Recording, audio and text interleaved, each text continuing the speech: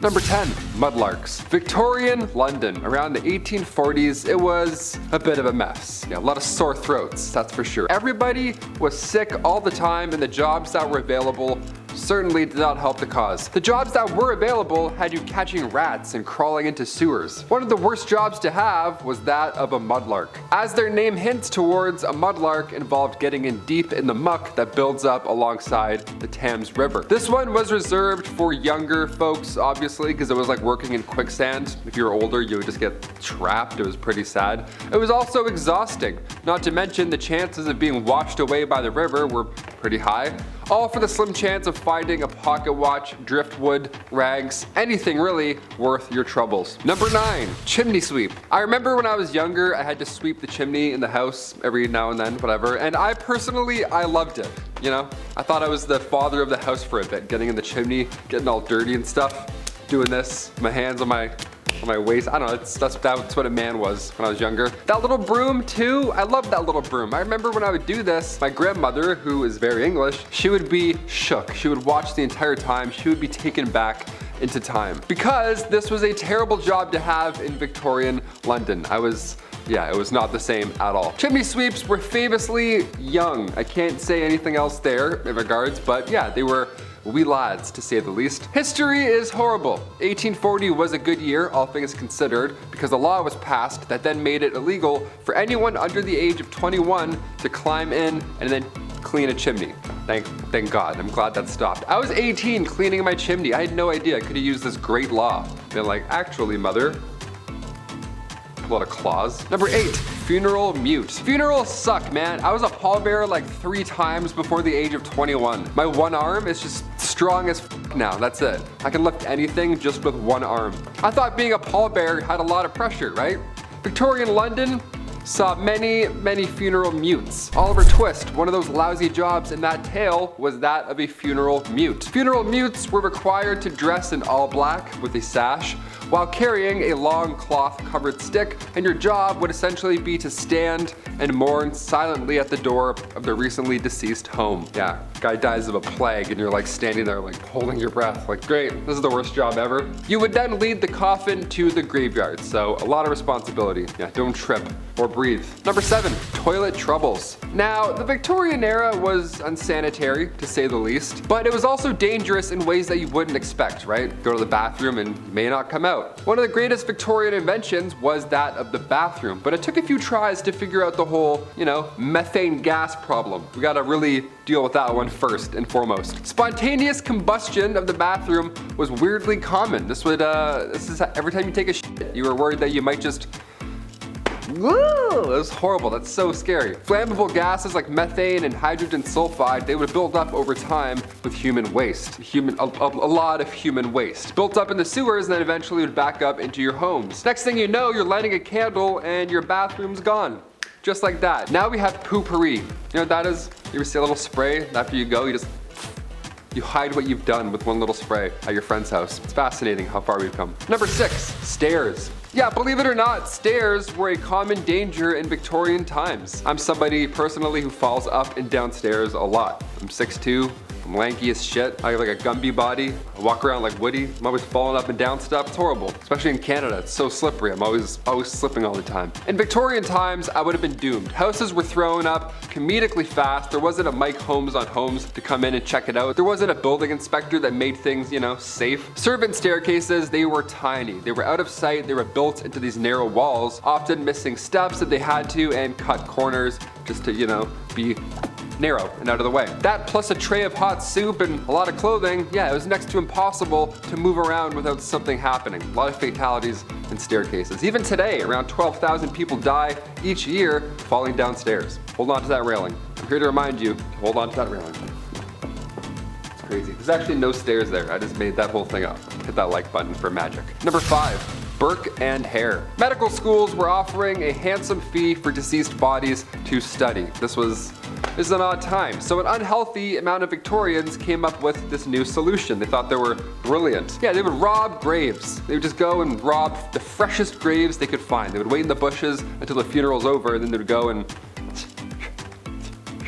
disgusting. It got so out of hand that family members were actually guarding the graves of recently deceased overnight. That's how bad it got. That's disgusting. But nobody goes down in history like William Burke and William Hare. They were an unlikely duo, to say the least. They wouldn't wait until the body was done living. You know what I mean? They would actually kill people and rush the process, all for a pretty penny. 16 victims in total between 1827 and 1828. It took 16 victims for people to start catching on to this weird plan. The pair would lure victims into their house, fill them with alcohol, and then they would suffocate them. They had a sick system, and they would suffocate them because the body needed to be in the best condition possible in order to receive a payout from the Edinburgh University Medical School. So they would, try and keep it as clean as possible, which is horrible to say, but it makes sense. The Anatomy Act in 1832 put an end to this horrific plan. Number 4, bird hats. Look, I don't have much to say about this next one here because, well, alright, yeah. I love a good hat. I've worn a few hats here throughout my time on Bumblebee, some baseball caps, some beanies here and there, sure. I've never worn a dead bird on my hat though, and I don't think that I will. That's for certain. I might just leave that out. Taxidermy was a hot topic back in Victorian London. Folks would rock the dead beaver or bowler hat, any animal they would just prop up there, and it was considered fashion at the time, believe it or not. It was a dangerous trend though long term. Conservationists were saying that 67,000 species of birds were all at risk of extinction due to this crazy dead bird hat craze. Can you imagine just a stuffed seagull on my hat? I'm like, all right, number 5, here we go. It's crazy. Also, that's like a lot of weight, you know what I mean? A lot of weight on your head, just kind of. Oh, sorry, there's just a dead pigeon on my head, so my neck's kind of sore. What if the wings opened up and you kind of just like got some air? Maybe that's why they did it. Number 3, holiday cards. Today, these Hallmark holiday cards, they go way too hard. And they also have a card for everyone and everything, you name it. Birthdays, weddings, stepdad's name day. You're like, what? That's so specific. Like they have everything covered. But back in the 1800s, these holiday cards, they were brand new. Nobody knew what to write or say, so they would just end up sending these artistic sentimental scenes. It would be like a frog in a top hat riding a bike. No caption, just that. You'd be like, hey, Merry Christmas, I guess. It'd be like a carrot with a face. It'd be a haunting image, really, to receive from a loved one on Christmas, but it's the thought that counts, I guess. This holiday season, just give your parents a card with this on it, and then see what they do. Don't even write anything, just stare at them in the corner, all Victorian-like, and be like, Mother, Father, Merry Fortnight Christmas. I don't know what they would say. Number 2, lots of arsenic. We of course have to mention a big problem in the 1800s. Arsenic, everywhere, all at once, okay? Skin lotion, tons of cosmetics, it was a nightmare. Even if you didn't use any facial cream or anything, it was everywhere else. It was in wallpaper, it was in dresses, it was in toys, medicine. My gosh, it really was horrible. It's a nightmare. And it's because arsenic was cheap at the time. It was during the Industrial Revolution. It was being unearthed more and more, and finally, come 1851, the Arsenic Act was passed, which fixed a lot of issues. Yeah, we regulated that one. Not soon enough, but we definitely got that one fast. And finally, number 1, Jack the Ripper. Unidentified to this day. We've got to end on a horrific note. Everybody's just finding out now about Jeffrey Dahmer, it seems. He's a hot topic on Netflix. But what about Jack the Ripper? How did he get away with it this entire time? Why aren't we going to see a Netflix doc on him? Ever. Jack the Ripper was active in the East London neighborhoods, primarily targeting sex workers in the area.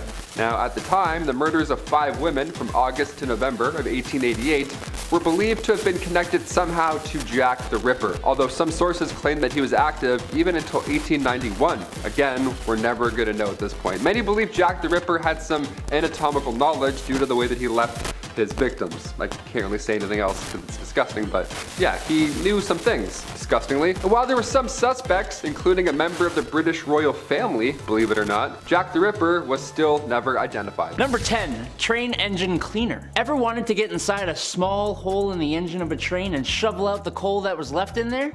Ever wanted to go underneath a train where you can't fully stand up in the middle of the night and rake out a dusty ash pan, getting all kinds of ash and stuff in your mouth? Perfect!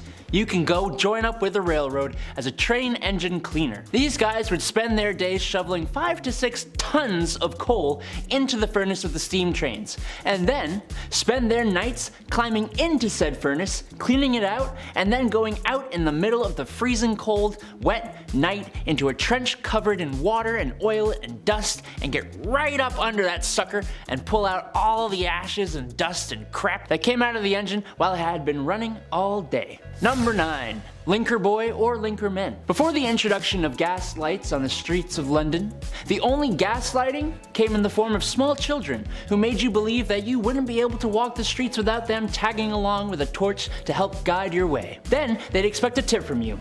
Little rascals. They weren't so bad. They were generally pretty helpful in getting you from point A to point B while being able to see one foot in front of the other. And their charge was usually just 1 farthing, or the equivalent of a quarter. The linker boy, like a lot of the jobs on this list, was actually featured in a lot of art and literature from the time, and there were even some rather infamous ones, like Lawrence Casey, who was the personal linker boy for the courtesan Betty Careless. Oi! Where you going, mate? You forgot to like and subscribe to the channel. Oh, and while I've got your attention, why not take a little peek over at our Facebook, where you'll find behind the scenes content. Get on with it! Alright, bloody hell. Number 8. Knock her up. No, not like that. God. Look. I despise my alarm clock. It wakes me out of my deeply deserved beauty sleep at 6 a.m. every weekday morning. Now take the alarm clock and assign that job to a real person.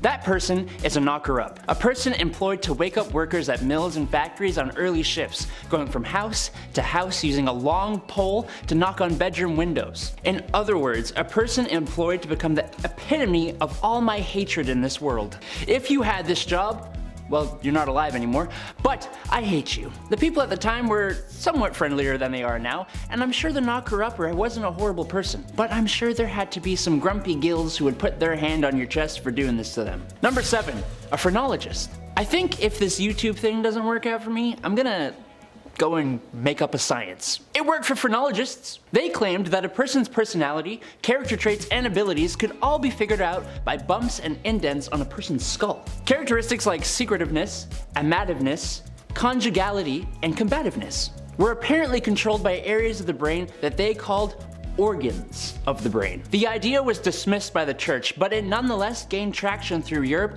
and was really popular in the States. The idea that you could modify these organs through self-control and practice sounded really good to self-help gurus at the time, if only it was real. Number 6, a dog whipper. Looking for someone who absolutely despises dogs and doesn't mind being despised by the rest of us.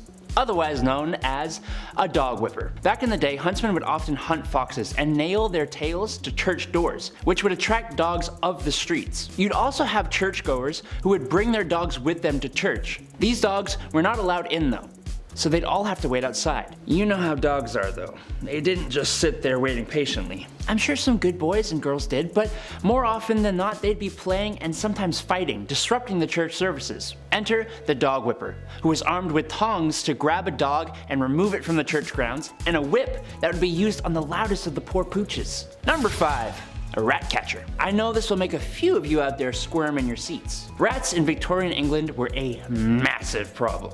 They were everywhere. Every nook and cranny of your house, from the basement to the pipes. There was even an account of them spilling over from royal parks. So of course, where there is a problem, there is a job. Rat catchers were pretty famous throughout the Victorian era, and were highly praised in society, but the job wasn't too glamorous. You'd be going into the dark, dirty places where rats would make their homes and catching and often killing thousands of rats a year. Often rat catchers would use other animals like dogs and ferrets to help them hunt down the rats too.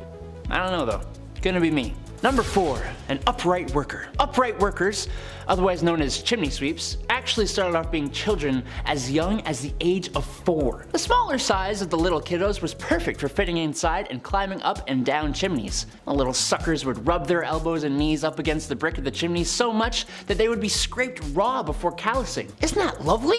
No, it's not. It's horrible. Some children were deliberately underfed to keep them small enough to do the job. Some of them would get permanent lung damage from the dust and smut and smoke from the chimney. Some kids even got stuck in the chimneys. Thank the Lord they eventually passed a law that would make it illegal for anyone under the age of 21 to be a chimney sweep. But even then, 'tis not a profession many would like to have. Number 3, matchstick makers. The idea of a lighter wasn't really a big thing in the Victorian era. They definitely existed, as the first one was invented in 1823, but it was not exactly a portable thing. So matches were your match. The first match was invented in 1805, but it sucked. The first friction-activated match came about in 1826, and they were made with white phosphorus, which is extremely toxic. But they didn't have machines to make these matches. No, it was actually mainly done by teenage girls. And in the worst of conditions too. Forget protective gear. Oh, you want to take your lunch break away from the highly toxic white phosphorus? Oh no. That's right. These girls would have to eat their lunch at their workstations, meaning they would end up ingesting the white phosphorus. Yes, my favorite seasoning. Number 2. Resurrectionists. Back in the day, medical schools who wished to study the human body only really had access to the bodies of criminals who had hit the end of the line. There actually weren't too many of these bodies around, which led to a good price for bodies that were in reasonably good condition, other than being deceased. This wasn't exactly the greatest idea, as now you've created an opportunity for people with no morals or empathy to go and dig up fresh graves, becoming resurrectionists. A cool name for an absolutely god-awful profession, if you could call it that. The problem was bad enough that people would actually guard the graves of their recently deceased loved ones. No one should have to do that. Number 1. Night Soil Man. Alright, if you need me, I'll be depositing my night soil over in the toilet. Poop. Night soil is poop. And the night soilman? Well, you see, before we had real sewer systems, the night soil you deposited at home would go into a lovely hole in the ground. As you can imagine, these would tend to fill up over time, and that's when you have your night soilman come in. Yes, his job was to clear out the poop deposits from houses and cart it away in the middle of the night so nobody in polite society would have to see it. But they were always in business, so that makes the job a little less crappy. At number 8, mental health. Back in the Victorian era, the study of the human brain and psyche was still relatively new, so no one really knew what was going on up in people's noggins. Mental asylums started to pop up, and people started getting diagnosed with mental problems, even if the diagnosis wasn't accurate. The 3 labels that a patient could fall under were the manic, the melancholic, and those with dementia. The symptoms for those big 3 labels often varied, and people were admitted to asylums for some pretty messed up reasons. There was a list of common causes for mental illness that people referred to back then, and it included things like, quote, laziness, novel reading, superstition, an immoral life, and intemperance, as well as the act of self-pleasuring. For women, they could also be sent to asylums for some pretty ridiculous reasons, like imaginary female trouble, hysteria, rumor of husband murder, and even fits of desertion of husband. I am so glad things have changed since then. At number 7, grave robber. When you think of jobs back in the Victorian era, you might think of things like chimney sweeps and lawyers. But another relatively popular, though questionable profession was being a grave robber. Yes, people actually made a living off robbing graves.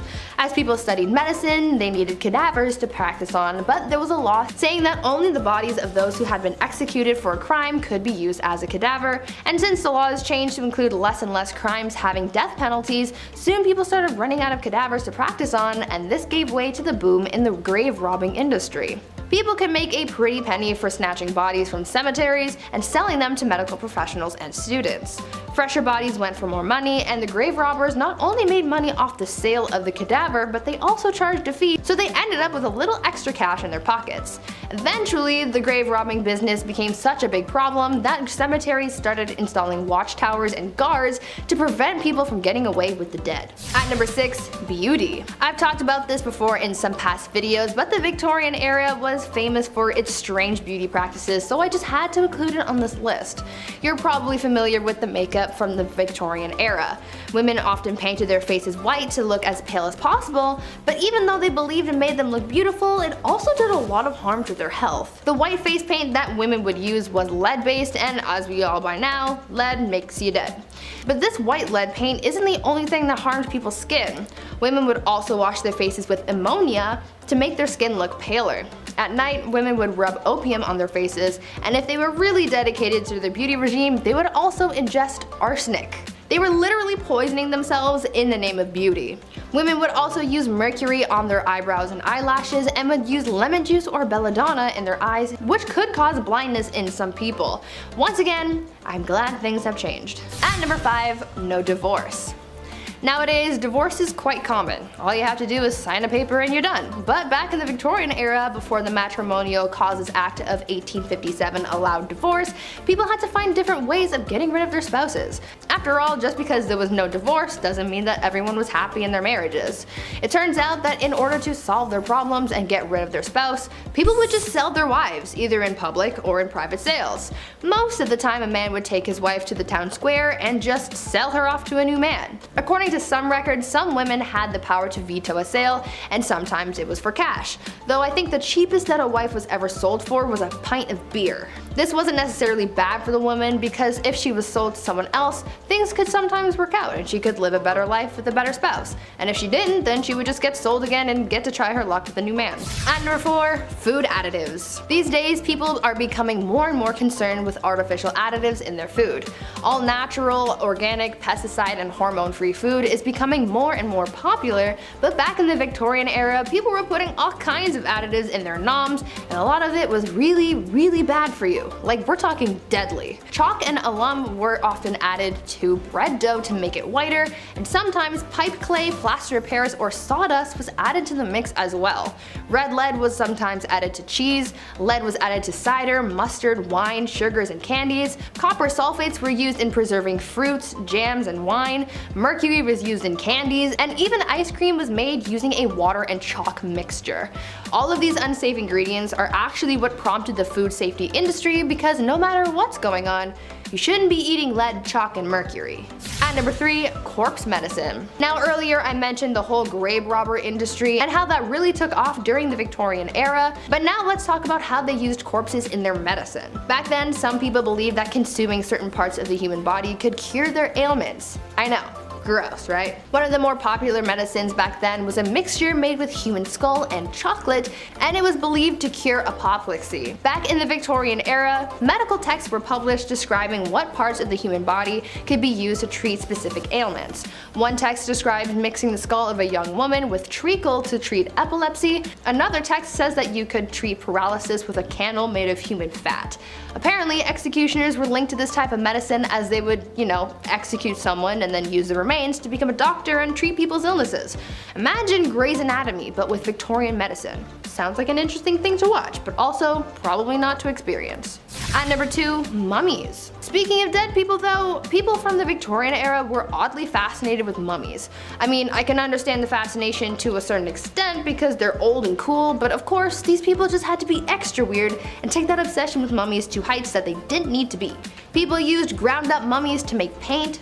Pieces of mummies were sold in jars, and they were even used in advertising. One candy shop put a mummy on display in the store, claiming that it was the daughter of a pharaoh who saved baby Moses. I mean, that's weird, right? I understand that this was all happening as archaeologists were starting to uncover lost treasures and secrets from Egypt, but I mean, a mummy in a candy shop? Seems a little much. And finally, at number 1, baby farmers. Now for what I believe is probably the most disturbing thing from the Victorian era, baby farmers. Basically, this was an industry of women who would take unwanted babies and either take care of them, give them to new parents, or unfortunately have them disposed of. One famous case of the darker side of baby farmers comes from a woman named Amelia Dyer. She was known to have charged women a lot of money to take their babies off their hands, but unfortunately the wouldn't survive Amelia's care. It is believed that Amelia was responsible for the passings of hundreds of, making her one of the biggest monsters of the Victorian era. Number 10. No calling, no gifts. This is a time in history when men were told to be gentlemen and women told to be ladies. Naturally, that came with some weird social practices. For instance, women were discouraged from accepting gifts from men. Personally, I like to give my girlfriend flowers and chocolate. I'm a classic guy, what can I say? Can't go wrong with that. However, even if a handsome silver-tongued devil such as myself were to give some flowers and the finest dark chocolate a 7-Eleven has to offer, and a most promising woman were to accept said gifts, she may not be able to call me back. Literally because, well, the phone isn't exactly a thing yet, and also because that's something else women were just discouraged from doing. Pfft. Call on a man? No way, Jose. even if he is super nice and waiting for a genuine response. One etiquette guidebook from 1882 called any woman who calls on a man ill-bred and positively improper to do so. I like when people give me flowers and chocolate. Maybe call me sometimes, I'm a little lonely. Number 9. Act like a lady. How dare ladies do anything unladylike? Oh, said every man ever in the Victorian era. This is a time in history when ladies gotta be ladylike. That means makeup, corsets, and don't you dare do anything masculine. Oh, that's me angry. This is still a time when food isn't the greatest either, so imagine if you got an upset tummy at the dinner table. Happens to me a lot. You've got a handsome prince that your parents have arranged for you to marry. When you go to greet him, you do it with a simple gesture, as kneeling to curtsy could turn your linens a certain shade of embarrassment that 1800 stain cleaning technology could never wash away. You'd poop yourself. Where's Billy Mays when you need him, right? How dare women do such things as go number 2, or even worse, break wind? Oh, the nerve. That's just the way it went, folks. I don't make the rules. Number 8. Charged with love. Naturally, this was the past, and not being open to homosexuality was just the way it was. Especially when tucking yourself into bed at night alone wasn't allowed either. Homosexuality just wasn't gonna happen. They just weren't gonna be approved of it. It's just how it goes. It sucks. However, it's almost as if there's been love on this earth since day one, and to stop that kind of love, it's just silly, man. Wherever I go, everyone is welcome on this channel. Or my Twitch. Chetty loves everyone, because in reality, this is a time period where you could wind up in jail for that kind of love. And as Austin Powers would say, that's just not very groovy, baby, yeah. Strangely enough, homosexual relationships between women might have been completely overlooked, as they were sometimes mistaken for women being friends. Yeah, I know. Some women even lived together, but given that they probably needed each other for financial support, people just kind of thought that's how it went, and they ignored it. It's like they live together, and you start putting the pieces together, and it's like, you know, I don't know, something weird going on there. But love everybody, come on, be nice. Number 7, a good thing. If I'm talking about medieval times, there's a good chance I'm gonna bring up the super not cool, not fun, do not condone or support the behavior of marrying a woman at the age of 12. Yucky. In part 1, I mentioned that there was a ton of corners and streets being worked by the only other job besides street cleaners at 3 a.m. by women. However, after venereal disease was becoming a serious issue, it was getting pretty bad. It was becoming clear that a lot of people who were getting sick were young women, like 11 to 16 age group. Ooh. Which I shouldn't have to tell you is bad. That's pretty bad, dude. When I was 16, I was rocking Black Ops 2, hanging out with my buddies, and partying hard in the summer. I got a lot of good stories, maybe I'll share them one day. Catching all that nasty stuff is no way to spend your youth, so thank God the government changed the age of consent to 16 years old, which I know is not a solution for everything that was going on, but it was a small step forward in the right direction. That's what we like, good history, moving forward. We like that, Chetty likes. Number 6, the seamstress. Being that the Industrial Revolution had started and business was booming, people needed to travel for business, or more specifically, men needed to travel for business, which means they gotta be away from their wives, and that means they are away from the very thing we're talking about today, bedroom stuff. How did men solve this issue? Well, there was no shortage of ladies roaming street corners to aid in that matter. However, there's an option with a little less syphilis. There were aids or early blow-up dolls called travel ladies. Strangely enough, it was stored in a gentleman's hat. What? That's so wrong. Once it was ready to be used, it was inflated and reassembled. This is a quote from an ad from one of the products. It is inflated to the essential part of the woman wanted by a man. That just doesn't sound very good. This is why we have boards of people to check stuff from products before it gets shipped out to the public. I feel like that just wouldn't fly very well today. Number 5. Big polluter. This just doesn't make any sense. It never did to me, and it still doesn't. But in case you didn't know, self-pleasure was a big no-no, commonly called self-pollution, which honestly is very funny to me. That's just hilarious. Don't self-pollute yourself, Chris. That's bad. Don't do that. That's naughty. It was a sin and thought to be a cause for many ailments. I'm sure you've heard the classic saying that for guys, if you decided to go bump in the night by yourself, there's a good chance you'd need a walking stick because it would make you go blind. Women were also targeted, however, as for any pearl polishing by women was thought to be hysteric. and needed to be treated for such. Look, the truth is, any man who wants to wax his carrot or woman tuning a one-dial radio should be able to do so without judgment of society or medical remedies of snake oil doctors. Love yourself, love everybody else, and just as long as the bedroom door's closed, you're good. Just don't do it in public, you're good. Number 4, shake and bake. I'm something of a scientist myself, but that doesn't mean I know everything, and if you actually need to learn something about health and safety, take it from a professional, not a second-rate John Candy. However, when coming across this fact, I just had to share it, because with my medical knowledge, this just doesn't sound right. Alright, so kids, we know how they're made. I don't need to go into detail for that. However, there was this idea back in the Victorian days that if a woman danced shortly after doing what mommy and daddies do, then there was a chance that her pregnancy just wouldn't happen. Or perhaps more commonly after riding a horse. Same idea. Okay. Which is frankly horse. I mean, come on. My mom always told me when she was baking that I had to be quiet and stop running around the house or the cake she was baking wouldn't rise. Well, they always did. I love chocolate cake. I mean, really, I do. I'm starting to wonder if there's a connection here. I was a rowdy kid. Number 3, the Kensington System. Poor Queen Victoria. I know this is kind of a stretch, but it relates back to the whole mistreating women thing. But basically, it was something implemented in order to control the young royal, make her dependent on her mother, whom she was not allowed to be without. Basically, modern day strict parents. Now, all the kids watching right now, or all the kids who've grown up, how well did that parenting work? Let us know in the comments. I'm willing to bet it created a little bit of a divide between parent and child. Am I right? That's exactly what happened with Queen Victoria. Shouldn't be surprised, really. Being a parent is tough. I get that. But squeeze too hard and the sand falls through the cracks of your hand. Victoria wasn't even allowed an hour to herself. And I don't care who you are, no matter how charismatic or bubbly. Everybody needs some alone time. Number 2, a healthy breakfast. Okay, not Victorian London, but this is just too funny not to mention, and it's around the same time period, very close.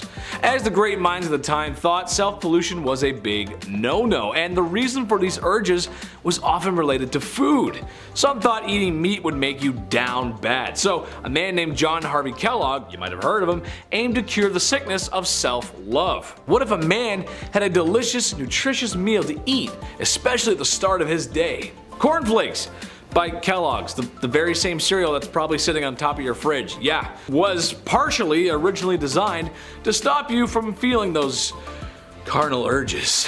Now, not sure if that works. I mean, go ahead and tell me how you feel after eating a bowl of that. I had one this morning. I feel fine. I don't feel any different at all. I mean, I'm just, well, not really feeling the same about Pam Anderson anymore though. Number 1, rising action. This could get some married couples into some trouble if they're watching, so sorry. It's gonna be hard to talk about this without saying it because YouTube will send a stern letter if I do, but here it goes. The deed was not considered done unless both parties had signed off on it, had their toes curled, reaching the peak, your magnum opus, the way I feel when I eat at McDonald's, DEFCON 1, or simply mispronouncing organisms in health class. I feel like once you're involved, you're involved. And to me, that's a done deal. You can't really reverse it from that point on, regardless of any of my euphemisms, but that's what they thought. They thought if you both didn't climb that mountain together, it didn't happen. Because science. Number 10, it's just a cold sore. The Victorian era is cool. The art, the fashion, and technology of the time, I think, are always fun to take a look at, especially since steampunk has its roots in the Victorian era, and who doesn't like steampunk? Come on, there's just a lot of cool steampunk stuff, and honestly, we haven't seen a lot of that in a long time. We need more. We need more. Something not so cool from that era, however, was what you could catch from another person should you decide to take up a bed with another person. Syphilis, yep, one heck of a disease. Funny enough, it was so common that it was making intimacy itself an unusual practice. People were scared, and honestly, maybe rightfully so. There's no cure, and if it progresses to its later stages back then, well, you go crazy. And then you'd end up being that guy that's always screaming in the streets. Every city has one. You know what I'm talking about. Number 9, the French letter. The issues of intimacy and its repercussions were becoming quite clear in the Victorian era. Something had to be done, as spending any amount of time in the brothels could have you shucking barnacles off your lower deck in the morning, if you know what I mean. Introducing the revolutionary new invention, prophylactics. For those that are college age, you might find it disturbing that these party favors weren't made of rubber. or disposable. Yeah, hear me out. They were made of sheep's guts and they had to be soaked first so they would become flexible. Because when you put these bad boys on, they had to be fastened on. It's not very good, not very attractive. Once the deed had been signed off on, the device was then washed and then hung up to dry like your dirty laundry. Once it was dry, it was placed in a small box for the next time. Because seeing your wife's ankles might make you feel a certain kind of way, and now you just have it ready to go. And number 8, the products of our sins. Having fun when the lights can be turned off is great. Who doesn't enjoy a little toe curling? Yeah? Except sometimes there's this crazy thing that can happen, where after 9 months, another human spawns in. Insane, right? I know. Well, back in the Victorian era, this phenomenon was happening, but only for married couples. As you have to be married, of course, or else a child would be born out of wedlock, which to people at the time was just the worst. Oh, I never. These stigmas were not favorable for women, as some preferred to avoid that kind of press by abandoning or straight up just unaliving their children. Horrible, just horrible times. Just another one of those good old wholesome times in history where we were treating women with the utmost respect and decency. Very nice. We were actually not very nice. Number 7, diet. Bedroom misconduct was becoming a huge issue. Refer to number 9 and 10. While women did get most of the blame because, well, you know, history, men did get some of the blame. The issue of intimacy for men could be described as barbaric primal sense. So how do we curb this? How do we stop men from acting on these caveman urges, ooga booga? Well, simple really. Men just have to stop eating certain foods, as it was thought at the time that food had a link to the misconduct, or rather, the overabundance of bedroom-related issues, including mustard, pepper, rich gravy, beer, wine, cider, and tobacco. And if you weren't paying attention, that's basically the diet of every man in Victorian times. Not sure how a jar of finely prepped mustard would get you flustered, but okay, sure. The beer makes sense though, you know, have a few beers, and even the mop leaning over in the corner looks pretty lonely, and boy, that mop has lovely hair. Number 6, job market. Ladies of the evening, women of the night. Women who make beds go bump in the night. They were everywhere in Victorian London, a lot. It's partially related to some of the points I previously mentioned. Now, I'm not here to say it's necessarily a bad thing. Personally, I don't think it is. As they say, it's the oldest profession in the book, with an estimated 80,000 women working in the night by the late 1890s. You'd have to be crazy to miss that. I mean, they were literally everywhere. With numbers like that, there's something for everyone and in varying price ranges, as they can be found in brothels or townhomes set up by the wealthy men for their mistresses, pretty much anywhere trouble likes to spawn. Even some artists took advantage of this by living with the gorgeous girls of the evening, as going behind closed doors with one was debatable, but becoming friends? Now that's a social transgression. Becoming friend, how dare you befriend the people of the night? Number 5, Jolly Lad. When people think about certain magazines that depict lewd imagery, you probably only think of Playboy. The bunny imagery was good marketing, honestly, just smart. But what if I told you the Hefmeister wasn't the first to publish such a magazine, or imagery? Back in the Victorian era, there was some saucy imagery being produced. The government had outlawed such indecency, but this only made the lewd picture industry move underground, where naturally it flourished, especially in major cities. And if you knew where to go and how to ask for one, you could purchase something from the hidden menu. Kind of like when you go to McDonald's. Yeah, there's a hidden menu there too. Google it and see for yourself. I'd repeat what my favorite one is, but I would be in trouble from the YouTube gods. And I've been treading on thin ice this whole video, so Number 4, the first counterculture. The 1960s were a very important time for many different people. Black Americans were fighting for their rights, music went from holding hands to strawberry fields, if you know what I'm saying, and everything that your parents told you just kind of felt wrong. If you grew up then, you know what I mean. I know people like to make fun of hippies, but there was some good ideas there. Well, in 1890s England, they were sort of having the same thing happen. Obviously, not as strong as a push as it was in the 60s, but still. Basically, after all the oppression towards bedroom relations, people began to open up. Not literally, just open up thinking-wise. That's really gross, don't repeat that. There's only one way we all got here. Unless you're a test tube baby, of course. In that case, thank you for watching CT133576-2. To some historians, this makes sense. When you push and push for things to happen or ban, eventually people will push back, especially if it's something like bedroom time. Everybody likes a little bit of bedroom time. Valentine's Day wasn't too long ago. Remember that? It was good. It was fun. It was good fun. Number 3, Jack the Ripper. While the man's numbers don't compare to any of the other horrible people in history, he's unusual because of his brutality and the fact that he was never caught. Jack the Ripper was maybe the first modern serial unaliver. He haunted the streets of Victorian London and is responsible for claiming multiple women's lives, women of the evening to be exact, and they began to know the name Jack the Ripper. Now, we'll probably just have to show you pictures of Victorian London or maybe some B-roll of a shadowy figure because there ain't no way we can show the crime scenes. There's probably a dozen different theories on who done it. Some say it was multiple men using his name as an alias, some say it was Prince Albert, there's even some who suggest that he was a she, and which explains why women were so easy to go off with Jack. That actually kind of makes sense to me at least, and why no one really would be looking for a woman back then. Kind of makes sense. Anyway, be careful out there, ladies. Just be careful. Number 2, Queen Victoria. It seems old Blighty herself may have been a tad more promiscuous than you'd think a royal to be. Well, not with other men, but her husband, who in her diary claims to be the love of her life, which honestly is kind of sweet and romantic. That's nice. One thing that I find interesting, however, is that while lewd images were outlawed, the Queen may have commissioned a painting of herself that was quite risque for the time, to gift to her husband, of course. Hypocrisy much? I say lewd, but it was probably just in her loose-fitting clothes, with maybe like an ankle showing or something. Still, unusual behavior for the Queen. I'll remember that for next time, Blight. I'll remember that. Number 1, Prince Albert. If you've ever stepped foot into a tattoo parlor, then you might know where I'm going with this. Prince Albert, the husband of Queen Victoria, had some controversy circulating his name.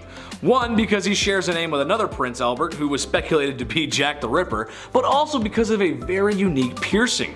Go ahead and take a guess where that piercing is. Yeah, I didn't think so. As a man, if your anatomy could be described by an internet comedian using moderately funny euphemisms, then the piercing would go through your German army helmet. That makes sense, right? The horror. The absolute horror. It's rumored that he had one of these piercings. Did he? I'm not sure. But if it means anything to you, Nicholas II had a tattoo, so it's not completely out of the realm of possibility. Number 10, Boy Jones. What's more intimate than a stalker? Am I right, ladies? If there's one thing women have loved throughout history, it's having every second of their privacy being watched by some creepy man, right? No. I can only imagine it's been worse since the dawn of smartphones and social media. That must be horrible. Well, as it turns out, there were some real creepwads in the Victorian era too. The Boy Jones was a stalker of Queen Victoria who on multiple occasions snuck his way into Buckingham Palace, one time escaping with a pair of the Queen's underwear. What? Arrested multiple times but still somehow found his way back to the palace. But what they should have done was swap the Queen's underwear for a pair of mine after a shift in the garden center I used to work at. Oh yeah, nobody's coming for you after sniffing those bad boys. Oh! Number 9, graceful words. This was a time when ladies were supposed to be ladies, and that means manners are on the table and elbows are off. Dresses were worn to not show ankles, God forbid an ankle or wrist bust out. I think more importantly, however, or rather unusual that is that women were expected to talk a certain way.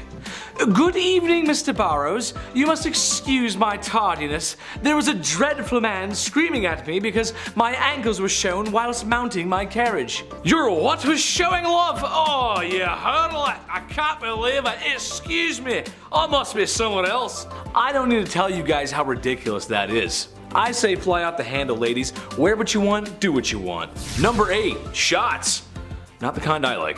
Well, I don't know about you guys, but nothing ruins the mood for me and my lady like being fired upon. Yikes. I'd like to stay the night, kid, but the automatic gunfire coming from outside is starting to get to me. See? All gangster impressions aside, things must have been that way for poor Queen Victoria as she was shot in her carriage in 1840.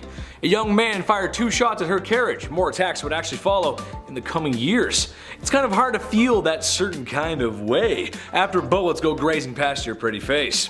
The worst thing that ever happened to my generation was making sure nobody was home when you were studying with your boyfriend. I was too busy playing Call of Duty, but at least I never got actually shot at. You know what I mean? That's just a good thing. Number 7, expectations. Alright, this one goes out to all the married ladies in the audience. Hello, how are you? I'm doing great, thanks for asking. I'm curious as to why you got married and what your expectations were. Did you marry your high school sweetheart and live happily ever after? Maybe you had a shotgun wedding and after one night at the saloon.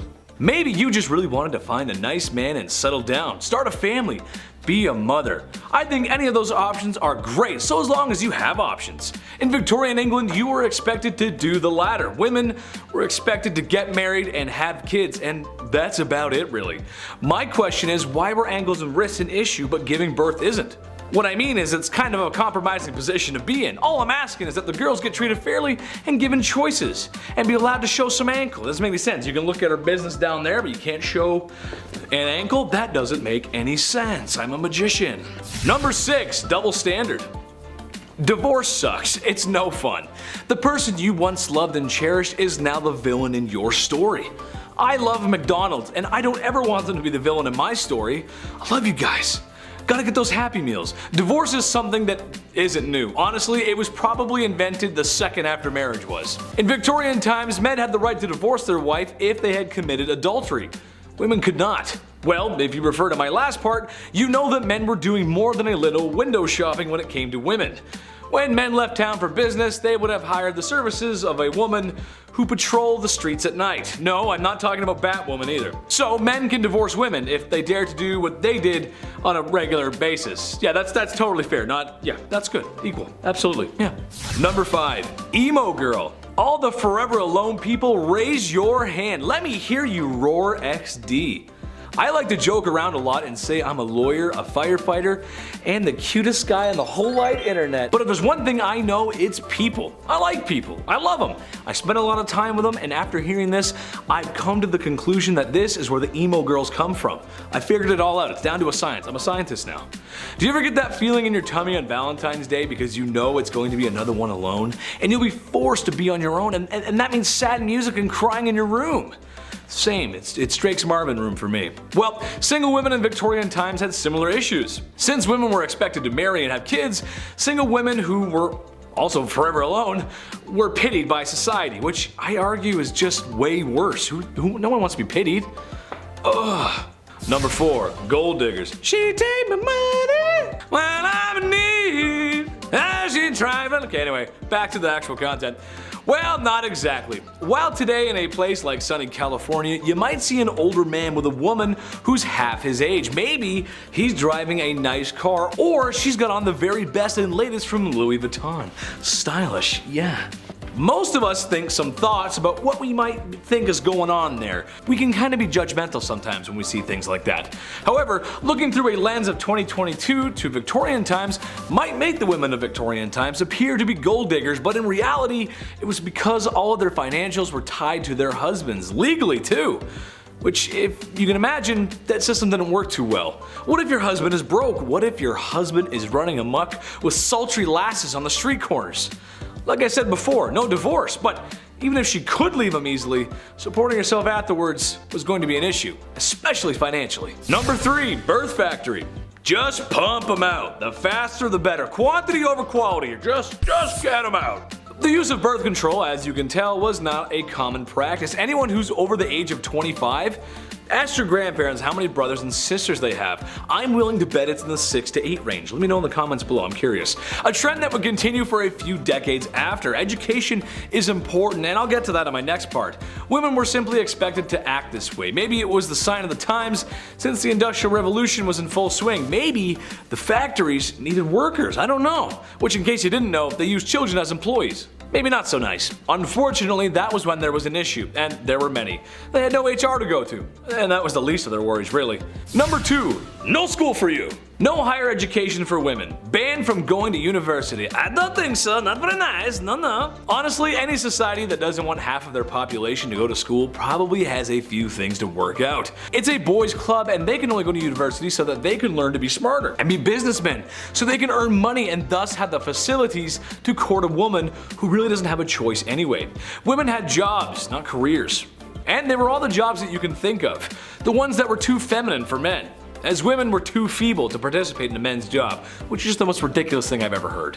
I'm happy to say that in 2022, we showed them wrong. Chetty loves everyone. Just remember that, I love everybody. You go, girls. Number 1, strict rules. Okay, so after a night in the bed sheets with the gal that you love, or maybe the one that you found, there's a good chance that 9 months later, a smaller version of you two could be walking around. A byproduct of intimacy, if you will. This was always something I wanted to rant about, but I always found it strange how strict parents and teachers from this time were with their kids. You gotta brush your hair, bed made, and whatever you do, don't ask for more gruel. Please, sir, could I have some more? Whatever that Charles Dickens book was, I think it was Oliver Twist. They made us read those books as kids, and I don't know why, because they're kind of boring. From the extreme military code ethics happening at home to the long days in a factory at work, being a kid was tough, man. Earning the punk rock blues of today. I'm just a kid and my life is a nightmare.